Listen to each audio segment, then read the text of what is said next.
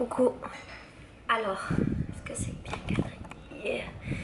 Alors tout à l'heure, je regardais les commentaires sur mes vidéos et j'ai vu un commentaire qui m'a trop fait de la peine en fait. Trop fait de la peine et qui m'a laissé vachement dubitative et du coup, je voulais t'en parler. Je pense que ce sera une vidéo très courte parce qu'il n'y a pas énormément de choses à dire, mais tu vois, c'était une vidéo, c'était un commentaire sous une de mes vidéos sans. Ma vidéo du divorce, voilà. Pas ma vidéo, la dernière vidéo dans laquelle je parlais de ma séparation avec Farid. Et c'est quelqu'un qui dit en gros, mais je comprends pas pourquoi vous êtes séparés s'il n'y a pas eu de violence verbale, physique, émotionnelle entre vous, si les deux ont été gentils, si t'as pas fait de mal, machin, machin. Et ça m'a fait trop de peine parce qu'en fait je me suis dit, mon Dieu, mais il y a plein de gens, de jeunes peut-être, qui ont cette image-là que pour qu'un couple se sépare, il faut qu'il y ait de la violence. Et donc ça inclut, c'est ce que je crois, c'est ce que je pense, ça ne veut pas dire que c'est une vérité, mais ça inclut l'idée qu'il y a plein de jeunes pour lesquels la violence dans un couple, non énorme, je te parle en portugais, je dirais pas qu'elle serait normale à leurs yeux, mais en tout cas elle est présente. Je sais pas si je vais réussir à t'expliquer ce qui se passe dans ma tête. Ça va sûrement être un sans filtre parce que c'est absolument pas préparé. C'est étonnant pour moi de lire ça, en fait. Peut-être d'autant plus étonnant que moi j'ai grandi dans ce climat de violence au sein du couple. Je vais pas te raconter ma vie ici, mais peut-être je t'en ferai une vidéo un jour si le cœur m'en dit. Mais moi j'ai grandi dans un foyer dans lequel il y avait de la violence conjugale parce que ma mère a été une femme battue pendant très longtemps et j'ai grandi dans ce climat pendant très longtemps. Donc tout ce qui concerne la violence physique, verbale et psychologique, c'est quelque chose que je connais très bien. Et pour moi, c'est pas une situation normale, c'est quelque chose de grave qui devrait être une exception et qui ne devrait pas être une cause normale de séparation. Pas dans le sens où si tu es victime de ça, tu ne devrais pas te séparer, tu devrais te séparer. Si tu es victime de violence conjugale, fuis. Mais je ferai une vidéo sur la question aussi. C'est pas ça. C'est qu'en fait, dans ce commentaire, j'ai eu la sensation que c'était quelque chose de répandu. Je pense que ça l'est malheureusement et que c'était tellement répandu que c'était accepté, qu'on se séparait parce qu'il y avait cette violence et que cette violence était souvent présente. Je sais vraiment pas si tu vas comprendre ce que je veux dire, réellement. Pour moi, la violence dans un couple devrait être une exception. Et les séparations n'interviennent pas dans un couple qu'à partir du moment où il y a une violence physique, morale ou verbale. Il peut y avoir des séparations d'amour. Il peut y avoir des séparations parce qu'il n'y a plus d'amour. Il peut y avoir plein de types de séparations. Mais la séparation, c'est pas quelque chose d'aussi... genre, on s'aime, on reste ensemble. Il y a de la violence, on se quitte. Enfin, toutes les histoires sont pas des histoires avec de la violence et tous les couples sont pas des couples avec de la violence. C'est trop triste en fait d'avoir cette image-là et de croire que la violence est un schéma normal de séparation. C'est vraiment trop triste. C'est trop triste en fait qu'il y ait beaucoup de violence dans les couples. Et tu sais, moi je suis au Brésil et au Brésil, étonnamment, je dis étonnamment parce que je remets pas en cause ce que je vais dire, étonnamment parce que c'est quelque chose que j'ai du mal à voir pour l'instant. Étonnamment, il y a beaucoup de violence conjugale dans ce pays. Voilà, j'ai du mal à le voir parce que j'ai une vision très idéalisée des Brésiliens et moi je vois les hommes brésiliens comme des êtres exceptionnels pour le moment parce que ça fait qu'un an que je suis là. Mais il y a énormément de violence conjugale dans ce pays et moi j'ai grandi dans cette violence conjugale et je sais plus pourquoi je te dis ça, pardon, j'ai perdu ma phrase, mais c'est pas normal en fait et c'est pas la seule raison de se séparer. Voilà comment je vois le couple. Peut-être ça donnerait une autre vision à cette personne-là. Voilà comment moi je vois le couple. Pour moi, le couple, ce sont deux personnes qui se rencontrent et qui, à un moment donné, veulent partager quelque chose. Je vois le couple comme un cycle. En fait, on rencontre des personnes, mais je pense que j'en ai déjà parlé dans les autres sans filtre. On rencontre des personnes et avec ces personnes, on va vivre un cycle durant lequel on va s'apporter mutuellement des choses. S'apporter mutuellement, ça veut dire s'apporter peut-être de l'amour, s'apporter des connaissances, s'apporter de l'intelligence, s'apporter des câlins. On va grandir ensemble, on va évoluer ensemble, on va être de meilleures personnes ensemble, bref, on va évoluer. Et il arrive un moment où ce cycle se termine. C'est ma vision de l'amour. Il arrive un moment où ce cycle se termine. Et pour moi, quand ce cycle se termine, ça veut dire qu'on s'est donné ce qu'on avait mutuellement à se donner. Et que la relation s'est essoufflée. Il y a des couples qui vont durer 1000 ans, il y en a qui vont vivre ça. Et face à cet essoufflement de ce qu'on était capable de se donner, je crois qu'il y a deux solutions. Il y a la première solution où tu restes avec la personne quand même, pour plein de raisons, parce que tu as de l'affection, parce que tu as peur de partir, et je te renvoie à ma vidéo dans laquelle je parlais de comment trouver un homme bien, et je te renvoie aussi à ma vidéo où je parlais de mes peurs quand j'ai divorcé. Donc tu as peur de partir, parce que tu es habitué, parce que tu es dépendant, plein de raisons comme ça. Ou bien, tu comprends que ce cycle est terminé et tu passes à autre chose.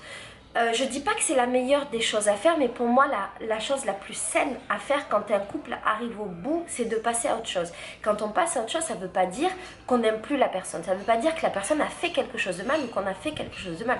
Ça veut dire, dans mon monde, qu'on a terminé de s'apporter ce qu'on devait s'apporter, qu'on a terminé de s'apprendre ce qu'on devait s'apprendre et qu'il est question maintenant d'aller se ressourcer ailleurs.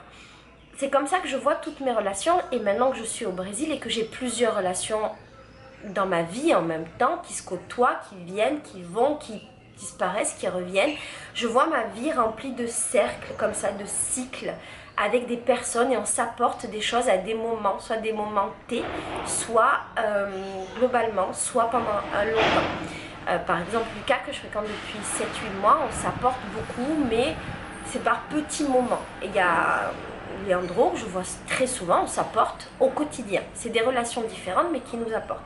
Et quand ces relations vont m'apporter tout ce dont j'aurais eu besoin, et quand je sentirai que ces relations ne m'apportent plus des choses qui peuvent me nourrir, je fermerai le cycle et je passerai à autre chose.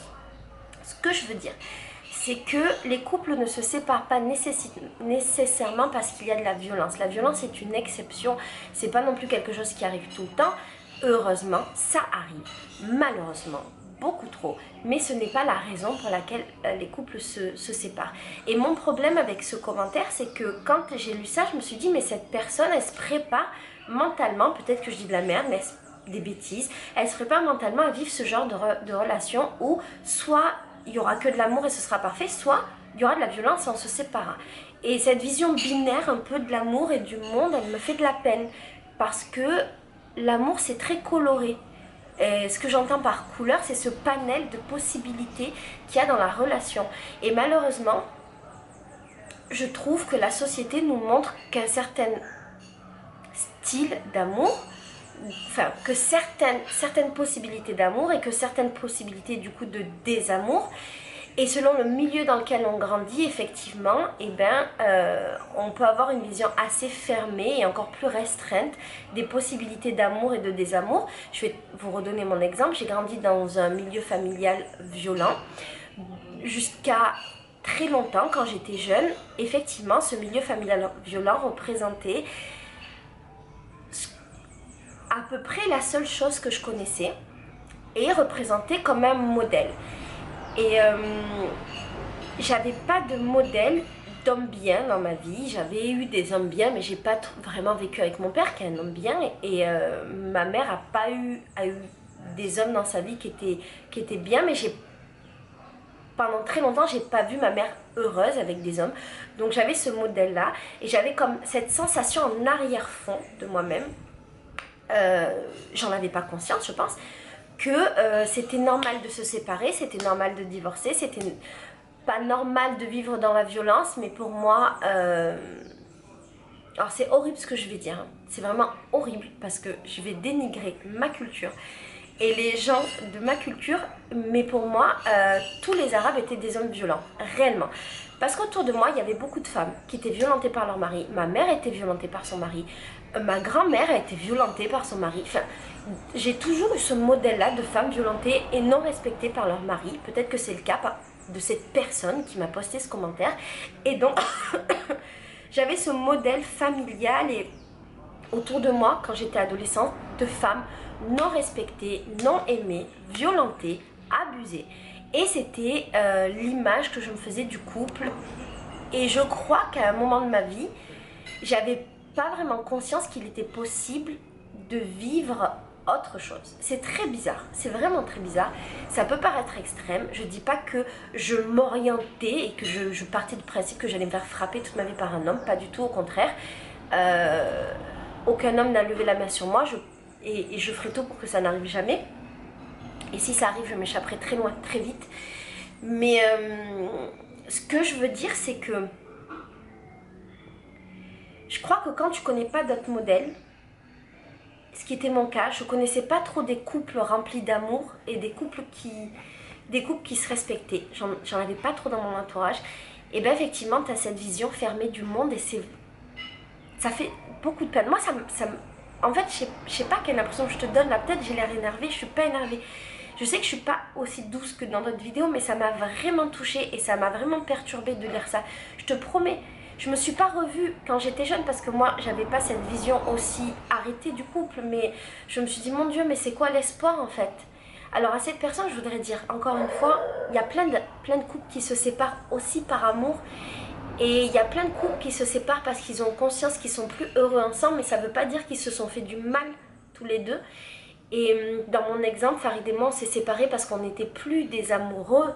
Mais ça ne veut pas dire qu'il n'y avait pas d'amour entre nous, ça ne veut pas dire qu'il n'y avait pas de respect, ça ne veut pas dire qu'il n'y avait pas de belles choses, c'est simplement qu'on n'était plus des amoureux. Et moi j'estime qu'on doit être amoureux de la personne avec qui on passe notre vie. Et j'estime que je dois être amoureuse tous les jours de ma vie, je suis désolée, il y a un peu de bruit, j'estime que je dois être amoureuse tous les jours de ma vie et que la personne en face de moi doit être amoureuse tous les jours de ma vie. Mais je n'ai pas besoin qu'un homme me violente, qu'un homme ne me respecte pas, qu'un homme me batte pour terminer une relation. Pas du tout. Il y a beaucoup de gens aussi qui se séparent parce qu'ils sont plus heureux en tant qu'amis, ce qui revient à peu près à ce que je viens de dire. Qu'est-ce que je veux dire? Il y a beaucoup de gens qui... en fait, il y a beaucoup de gens qui se séparent sans violence, tout simplement. Tout simplement. Voilà. Je sais pas trop ce que je voulais dire dans cette vidéo. C'était simplement une impression, c'est un truc parce que ça m'a touchée en fait. Mais peut-être ça m'a touchée parce que ça m'a ramené à des traumatismes de l'enfance. Peut-être pour ça, ça m'a juste fait de la peine de voir ça. Genre, je vais te faire une vidéo sur les violences conjugales et sur... Même si moi je l'ai pas vécu, mais je pense que ça peut être intéressant. Je sais pas si c'est intéressant pour toi d'avoir mon point de vue qui est juste l'adolescente que j'étais au milieu de ça. Mais si, peut-être que ça peut être bien, peut-être que ça peut aider des personnes. C'est difficile comme situation et c'est difficile de grandir dans la violence et de se construire avec ça. Tu sais, moi je pense que je suis sortie un petit peu de ces modèles-là.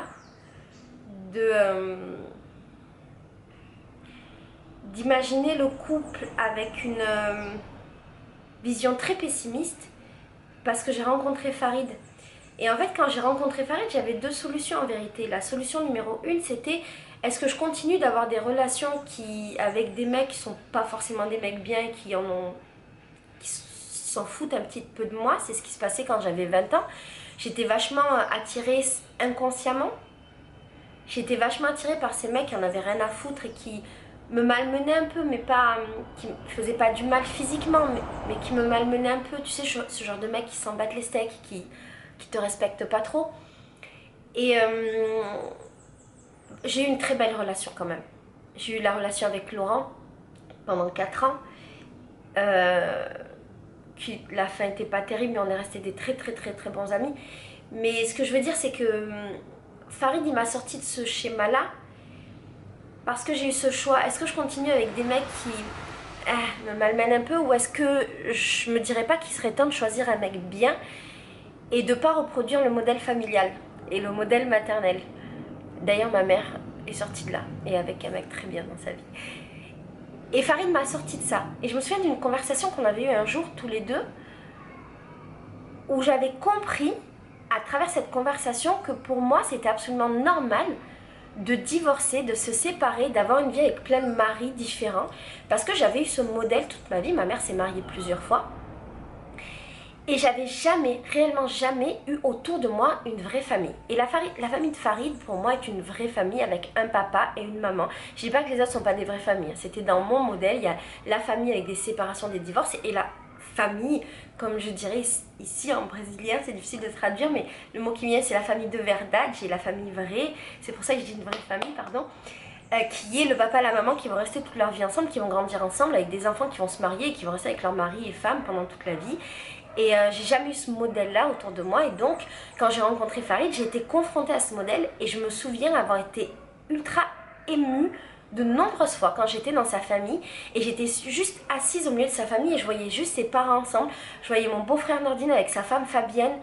Et je les voyais mariés depuis des années avec 2 enfants. Ils finiront leur vie ensemble et je trouvais ça magnifique. Je trouvais ça juste magnifique. Il y a des moments, j'avais les larmes aux yeux, personne ne le savait, mais des moments, j'avais les larmes aux yeux de voir cette famille. Alors, comme toutes les familles, c'est une famille qui a des problèmes, comme toutes les familles. Mais simplement, ce modèle-là, c'était tellement à l'opposé de tout ce que j'avais vu pendant toute mon adolescence et ma vie de jeune femme, que j'ai trouvé ça merveilleux et que c'était un autre monde. Et même si j'ai divorcé après, j'ai pas un sentiment d'échec parce que je suis restée mariée 8 ans, que c'était un très bon mariage. 8 ans, c'était de belles années, une belle relation. Et j'ai pas le sentiment d'échec que j'ai pu ressentir avant dans d'autres relations qui n'étaient pas des relations de qualité. Voilà, s'il te plaît, il n'y a pas de morale dans cette vidéo, je sais pas comment la terminer, mais s'il te plaît, déjà aie des relations de qualité. Si ta relation n'est pas de qualité, fuis. Et enlève-toi ce modèle-là de relations de pas qualité qui sont des modèles de relations. Ouais, enlève-toi ce modèle-là. Je voulais terminer, mais en fait, je pensais à un truc. Je côtoie des gens qui sont dans des relations qui ne sont pas des relations de qualité, qui sont dans des relations toxiques, dans des relations où il n'y a pas de respect, des relations avec des personnes qui leur font du mal, autant les hommes que les femmes. Malheureusement, plus de femmes que d'hommes. Et ces personnes ne partent pas, ces personnes restent, et je trouve ça terrible. Et effectivement, dans des relations comme ça, la seule issue, ce sera à un moment donné où ça ira beaucoup trop loin, où il y aura de la violence physique ou psychologique tellement forte qu'il n'y aura plus d'autre issue. S'il vous plaît, arrêtez avant, ne perdez pas votre temps. Votre temps est très précieux. L'amour que vous avez pour vous-même est tellement précieux que vous devez vous respecter. Et se respecter, c'est ne pas accepter une relation qui ne nous fait pas du bien. Voilà. Je sais que c'est beaucoup plus facile à dire qu'à faire. Et c'est pour ça que j'ai bien envie de vous raconter un jour la vie de ma mère. C'est bizarre, tu vois, la vie de ma mère, j'ai envie de te raconter la vie de ma mère. J'ai envie de vous raconter, à un moment, je sais pas quand, mais toute cette période de ma vie, tout ce qui a pu se passer dans la tête de ma mère, dans ma tête à moi en tant qu'adolescente, qui vivait cette violence conjugale au quotidien. Et j'aimerais bien vous expliquer aussi comment on s'en est sorti, parce qu'on s'en est sorti, et comment on est tous devenus des bonnes personnes, avec quand même un bon modèle familial, et montrer qu'il y a des issues autant pour les femmes et pour les hommes qui vivent cette violence que pour les enfants qui vivent cette violence. Voilà, désolée pour cette vidéo décousue, ce sera un sans filtre du coup, et à bientôt, je t'aime très fort. Et aime-toi très très fort surtout.